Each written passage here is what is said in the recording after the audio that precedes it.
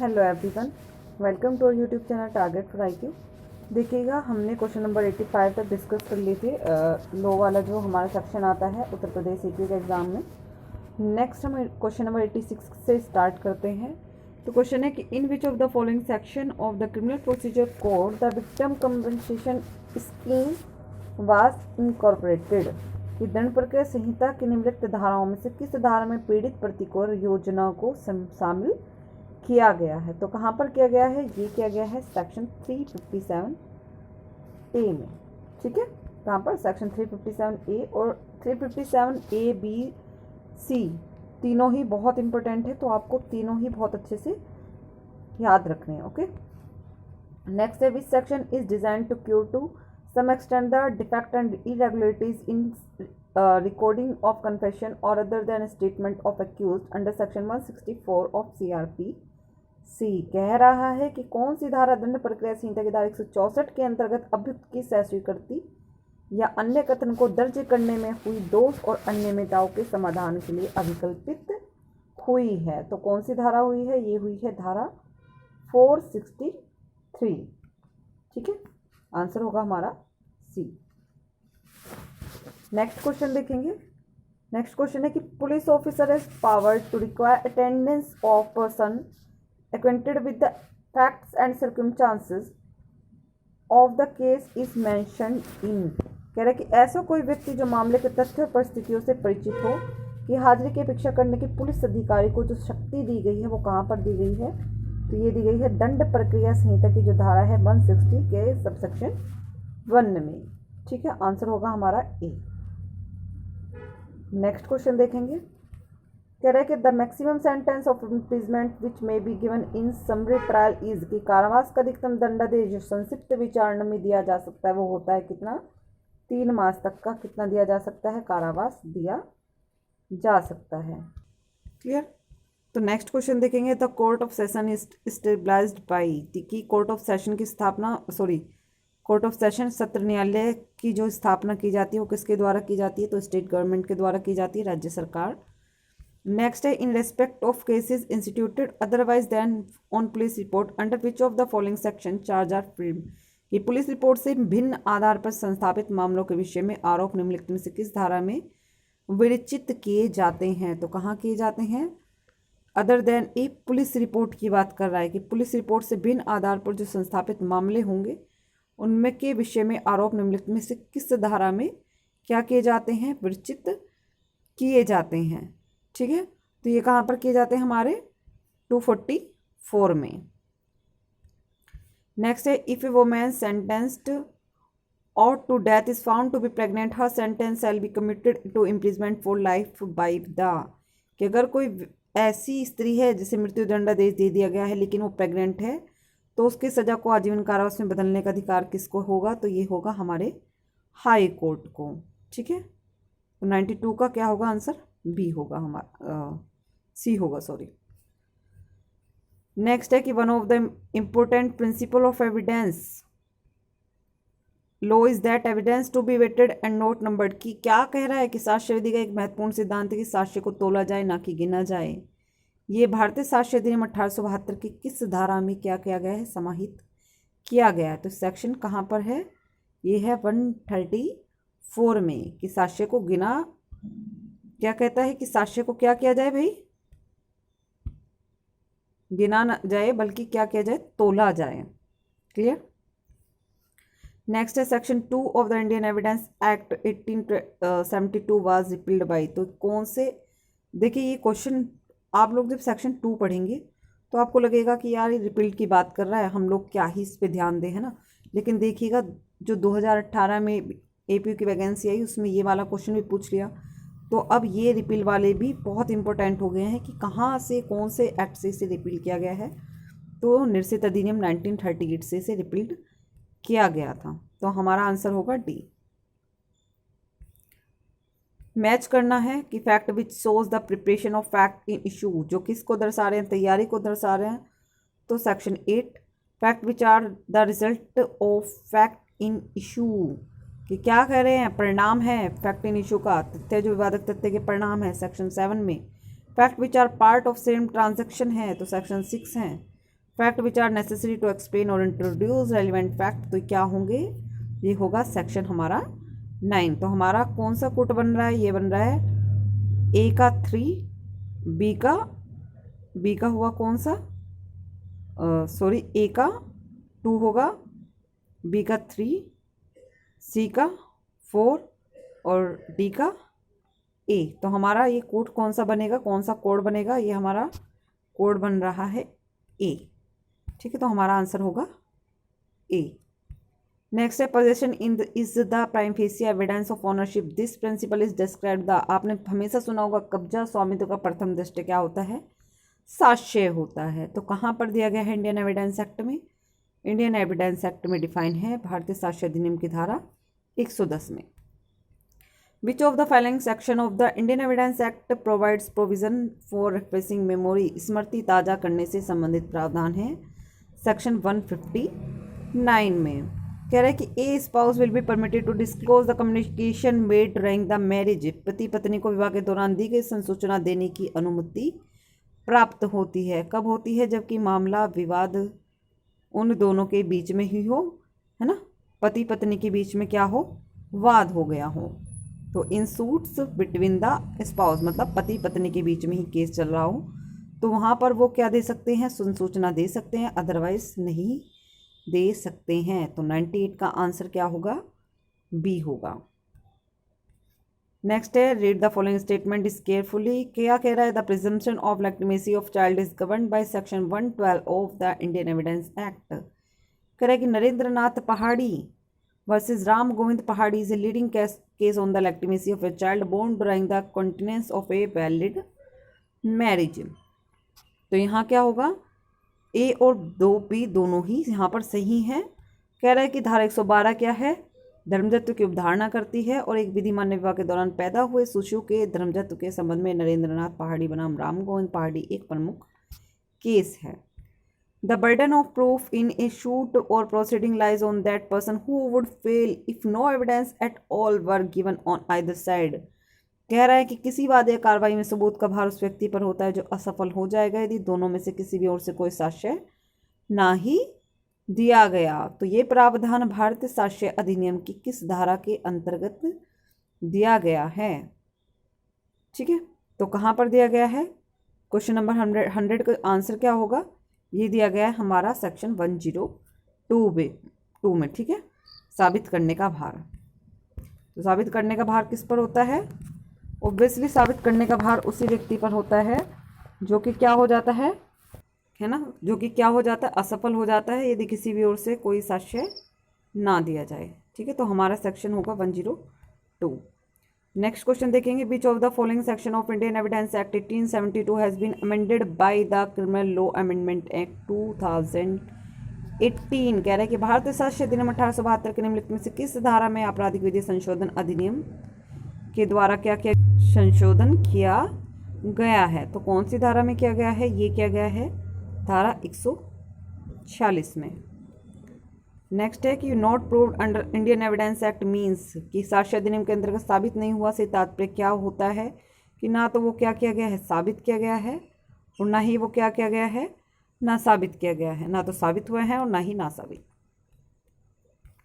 Next है which of the following is not correctly match presumption as to document, दस्तावेजों के 30 वर्ष पुराने होने की अवधारणा कहाँ पर है, धारा 90 में है। बिल्कुल, किसी व्यक्ति को जीवित साबित करने का भार जिसे 7 वर्षों जीवित नहीं सुना गया है, कहाँ पर है, कौन सा वाला, कि burden of proving that person is alive who has not been heard of for कितने 7 ईयर्स से उसके बारे में कुछ नहीं सुना गया। तो ये 108 में है। बिल्कुल, जीवित की अवधारणा 107 में और मरने की अवधारणा 108 में। मूक साक्षी कहाँ पर है, 119 में है। डम्प विटनेस और प्रिजम्पशन टू एज टू डोरी डेथ दहेज मृत्यु के लिए अवधारणा 113 ए में नहीं है, 113 बी में है। नेक्स्ट है Indian evidence act 1872 fact forming part of the same transaction are known as res gestae के नाम से जानते हैं एक ही समव्यवहार का भाग होने को। कह रहा है कि the case of Palwinder Kaur versus state of Punjab relates to which of the following की पलविंदर कौर बनाम पंजाब राज्य का वाद किससे संबंधित है। तो ये है कन्फेशन से रिलेटेड। नेक्स्ट है which of the following section of Indian penal code 1860 is related to Hicklin का नियम। हिकलिन का नियम आपने सुना होगा, तो ये भारतीय दंड संहिता की कौन सी धारा से क्या है, संबंधित है, तो ये है सेक्शन 292 से भाई। कह रहा है disclosure of identity of the victim of rape is punishable under, की बलात्कार की पीड़िता की आप पहचान का प्रकटीकरण करते हैं तो ये कहाँ पर दंडनीय माना जाएगा, तो ये माना जाएगा 228 कै में।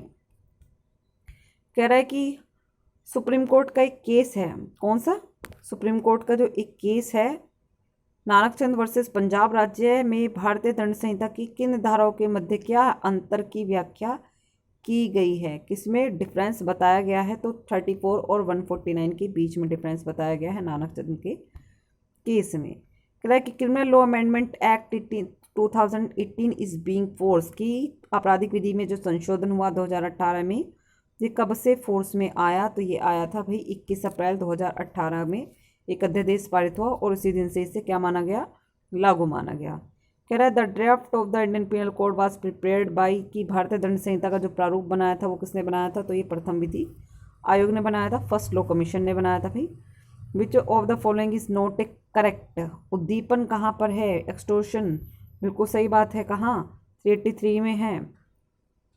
फिर कह रहा है कि डकैती कहाँ पर है, डकैती, यहाँ पर पहले क्वेश्चन देख लेते हैं हम पूछ क्या रहा है, निम्नलिखित में से कौन सा सही सुमेलित नहीं है, तो उद्दीपन 383 में है बिल्कुल, एक्सटोर्शन डकैती 391 में है, लेकिन लूट 389 में नहीं है, गलत है, और चोरी 378 में ही है। क्या A cuts down a tree on Z is ground without his permission and takes it away without जेड एस नॉलेज, ए ने जेड की भूमि पर एक वृक्ष उसकी अनुमति के बिना काट लिया और उसकी सम्मति के बिना क्या करके उसे वहाँ से ले गया, तो उसने क्या कर दिया, उसने चोरी कर दी। कह रहा है A meets a bullock carrying a box of treasure, he drive the bull in a certain direction in order that he may dishonestly take the treasure A has committed, कि मूल्यवान वस्तु की पेटी ले जाता एक बैल ए को मिलता है, वह बैल को इसलिए एक विशेष दिशा में हाँक देता है कि मूल्यवान वस्तु बेईमानी से ले सके, तो ए ने यहाँ क्या कारित किया है, तो यहाँ पर उसने चोरी की है। देखिए ये मोस्ट इंपॉर्टेंट एक अलग सा ही इलस्ट्रेशन है, तो इसको आपको ध्यान रखना है। मेकिंग प्रिपरेशन टू कमिट डकैती is punishable in Indian penal code, कि डकैती की तैयारी करना भी दंडनीय है, बिल्कुल है, तो ये कहाँ पर है, भारतीय दंड संहिता की धारा 399 में, ठीक है। नेक्स्ट है मैच द फॉलोइंग करना है। क्या कह रहा है कि बरिंदर कुमार का केस किससे रिलेटेड है, भाई आप सभी को पता होगा, बहुत फेमस केस है, सामान्य हादसे से रिलेटेड है। के एम नानावती का क्या करता है, के एम नानावती का केस किसके बारे में बात करता है, ये धारा 300 के बारे में बात करता है, गंभीर और अचानक उत्तेजन की। मिट्टू बनाम पंजाब राज्य का केस 303 से, और आर बनाम गोविंदा का सेक्शन 3299 व 300 में क्या बताता है, अंतर ये हमारा बताता है, तो हमारा आंसर होगा ए, ठीक है। नेक्स्ट है in which one of the following section of Indian penal code kidnapping और maiming a minor of purpose of begging has been discussed.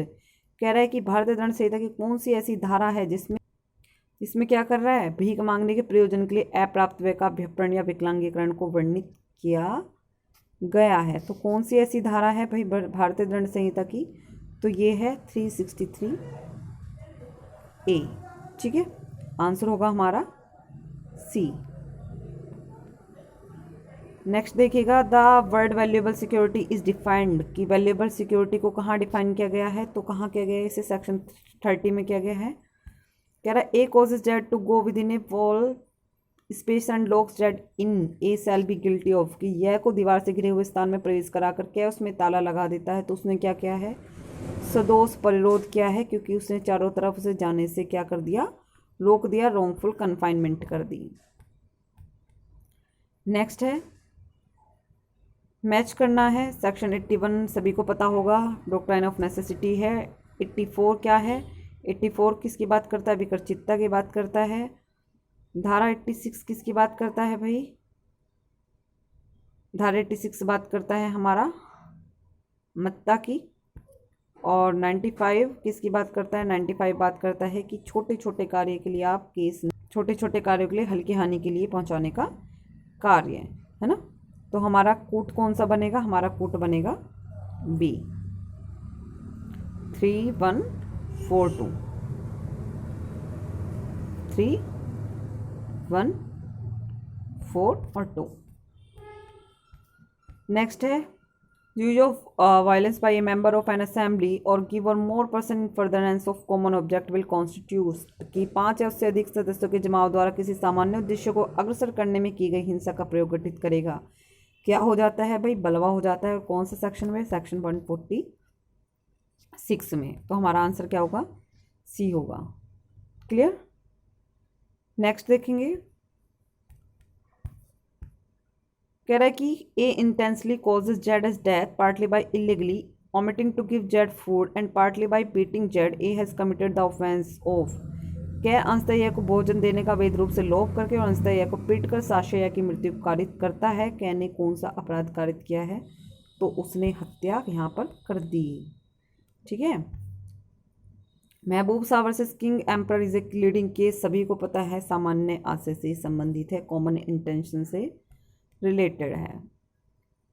Next question देखेंगे, विच section of the police act 1861 provides duties of police officer. तो बहुत important section है, section 23। किसकी बात करता है, duties की बात करता है। किसकी, पुलिस ऑफिसर्स की ड्यूटी क्या होंगी। कह रहे which of the following section of the police act 1861 empowers the police to regulate police public assemblies and processions and licensing the same. Police अधिनियम 1860 की निम्नलिखित में से कौन सी धारा पुलिस को सार्वजनिक सभा और जुलूसों को नियमित करने के लिए उसको अनुज्ञप्ति देने की शक्ति प्रदान करती है। तो कौन सी धारा है, ये धारा है 30। और इसी के साथ अगर आप पुलिस एक्ट 1860 की क्लास चाहते हैं यूट्यूब पर फ्री ऑफ कॉस्ट, तो आप क्या है, आप कमेंट बॉक्स में बताएंगे। ठीक है, तो आपको वीडियो लेक्चर प्रोवाइड कर दिए जाएंगे। सिंपल पैराग्राफ में सिंपल जितने चार्ट बना के आपको प्रोवाइड किया जा सकता है इतना प्रोवाइड इस तरीके से प्रोवाइड कर देंगे भाई। ठीक है। कह रहे कि punishment of withholding of increment और promotion of police officer under section 7 of the police act 1861 is effective from. क्या कह रहा है कि पुलिस अधिनियम 1861 की धारा 7 में पुलिस अधिकारियों की वार्षिक वेतन वृद्धि या पदोन्नति को रोकने की सजा प्रभावी है। कब से प्रभावी है, तो ये 1/4/1944 से प्रभावी है। Next, inspector general of police can appoint additional police near the railway with the consent of the following. किसकी कंसेंट से क्या कर सकता है, पुलिस महानिरीक्षक रेलवे के आसपास अतिरिक्त पुलिस की नियुक्ति कर सकता है। तो किसकी सहमति से, इस स्टेट गवर्नमेंट की सहमति से। Which chapter of the Uttar Pradesh police regulation is related to absconded offender. कि उत्तर प्रदेश पुलिस विनियमन की कौन सा अध्याय फरार हुए अपराधी से संबंधित है, तो कौन सा है, ये है चैप्टर 19। ठीक है। नेक्स्ट देखेंगे, कह रहा है कि which of the following para of Uttar Pradesh police regulation relate to postmortem and procedure thereof. कि उत्तर प्रदेश पुलिस रेगुलेशन का निम्नलिखित में से कौन सा ऐसा पैरा है जो शव परीक्षण और उसकी प्रक्रिया से संबंधित है, तो ये है पैरा 139। नेक्स्ट है, पुलिस अधिनियम 1861 के निम्नलिखित में से किस धारा में सामान्य डायरी से संबंधित उपबंधों का प्रावधान किया गया है। जैसे सीआरपीसी के सेक्शन 172 में किया गया है, इसी तरीके से 1861 पुलिस एक्ट के कौन सा सेक्शन है जो जनरल डायरी के बारे में प्रोविजन करता है, तो ये है सेक्शन 44 की क्या रखेंगे, पुलिस डायरी रखेंगे। Village chowkidar must attend at their police station on fix date for the purpose of reporting birth and death. की जन्म और मरण की रिपोर्ट देने के प्रयोजन से ग्राम चौकीदार को अपने पुलिस थाने पर नियत दिनांक तिथि को अनिवार्य रूप से हाजिर होना चाहिए। कितने दिनों में, तो महीने में कम से कम 2 बार उसे जाना ही भी चाहिए। नेक्स्ट है, which of the following is not correct match. कौन सा करेक्ट नहीं है, information in cognizable offence section 154, CrPC magistrate द्वारा गिरफ्तारी सेक्शन 43, सीआरपीसी कैसा है। फिर कह रहा है पुलिस अधिकारी द्वारा बिना वारंट की गिरफ्तारी, तो बिल्कुल सी है। आरोग्य वस्तु कंटेंट ऑफ किसकी, चार्ज की बात करता है, तो यहाँ पर मजिस्ट्रेट द्वारा गिरफ्तारी सेक्शन 43 में नहीं है। आंसर ये हमारा गलत हो जाएगा B. Which of the following case is related to section 144 of the criminal procedure code 1973 की कौन सा दंड प्रक्रिया संहिता से संबंधित वाद है? फेमस वाद है कर्नाटक राज्य बनाम प्रवीण तोगड़िया का, मोस्ट इंपोर्टेंट केस है। Which one of the following section of the Criminal Procedure Code 1973 is applied when the officer in charge of a police station receive an information that a person has committed suicide? कि कौन सा धारा लागू हो जाती है जब police थाने के बाहर साधक अधिकारी को ये इन्फॉर्मेशन मिलती है कि किसी ने क्या कर लिया है, सुसाइड कमिट कर लिया है? तो 174। कह रहा for every district a public prosecutor is appointed by की प्रत्येक जिले में एक लोक अभियोजक की नियुक्ति की जाएगी और कौन करेगा? राज्य सरकार करेगी और सेंट्रल के लिए सेंट्रल गवर्नमेंट करेगी। The protection against double jeopardy is content in which section of criminal procedure code की एक ही अपराध के लिए दोहरे परिसंकट के विरुद्ध संरक्षण, एक अपराध के लिए एक भारी सजा दोगे, सेक्शन 300 में डिफाइन किया गया है। Which of the following section of the Code of Criminal Procedure 1973 defines the term cognizance? cognizance को कहाँ पर परिभाषित किया गया है? तो 2C में इसे डिफाइन किया गया है। ठीक है, कहाँ पर? कोग्निजेबल को डिफाइन किया गया है, लेकिन कोग्निजेंस को डिफाइन नहीं किया गया है। ठीक है, संज्ञान को नहीं किया गया है, कोग्निजेबल ऑफेंस को किया गया है, तो ये परिभाषित नहीं है, ध्यान रखिएगा। कोग्निजेबल ऑफेंस को परिभाषित किया गया, कोग्निजेंस को नहीं किया गया।